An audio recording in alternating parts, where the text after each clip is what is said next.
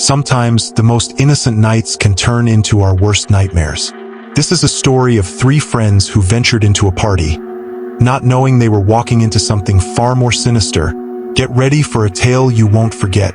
I wasn't the most social in college, didn't get great grades, didn't join a frat, and didn't have a girlfriend. But I'm not complaining. Things worked out in the end. I found a loyal girl in my late 30s, and now we live together with our two cats, Blue and Raz. I'm even planning to propose soon. Looking back, though, there were some strange and unforgettable nights, like that one party with my friends Bryson and Ian. We'd heard about this party through a girl Ian was talking to, and we didn't have much else going on, so we decided to go.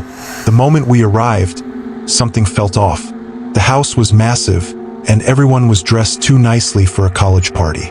The lighting was bright, and the music was this weird, ethereal kind with no lyrics, nothing like the usual party beats.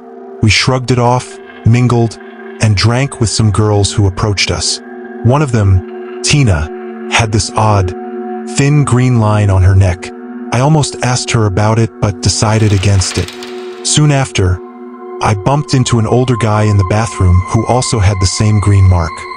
He gave me this unsettling stare and asked, "Who invited you?" I tried to brush it off, but the more I looked around, the more people I noticed with those strange green marks.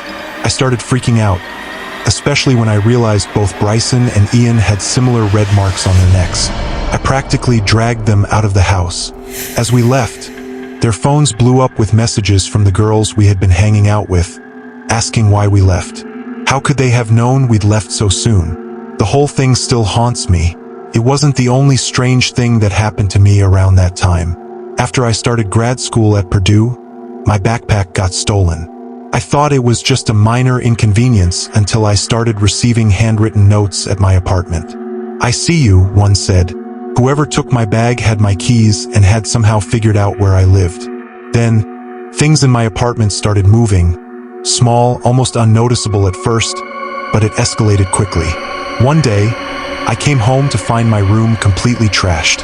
I called the cops, but they couldn't do much without signs of forced entry. I was on edge all the time, constantly looking over my shoulder. I barely slept and felt like a prisoner in my own home. Even though I had a deadlock on my door, I couldn't shake the feeling that someone was watching me. I'm still trying to figure out who's behind it all. Then, there's the story of my friend from Temple University who went through something even worse. After a messy breakup, she started getting hacked. Her email, her Snapchat, all of it. It all came to a head when a video that wasn't hers played during a class presentation, showing some creep in a mask saying vile things. She found out her ex had posted her personal information on a forum, and now some stranger had access to everything. They were watching her, sending pictures they shouldn't have had, and taunting her online. Every day, she'd get Snapchat ads from random profiles, and every time, she feared what would happen next. The police couldn't help, and no one seemed to be able to track down whoever was doing it. We all have our demons from the past, but some nights and some faces linger more than others, leaving a mark far deeper than a green or red line on the neck. Some stories are better left untold.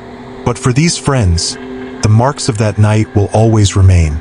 Was it just a weird coincidence or something much darker? Maybe we'll never know. If you enjoyed this true horror story, don't forget to like, comment, and subscribe for more spine-chilling tales. And remember, sometimes the scariest things are the ones right next to us.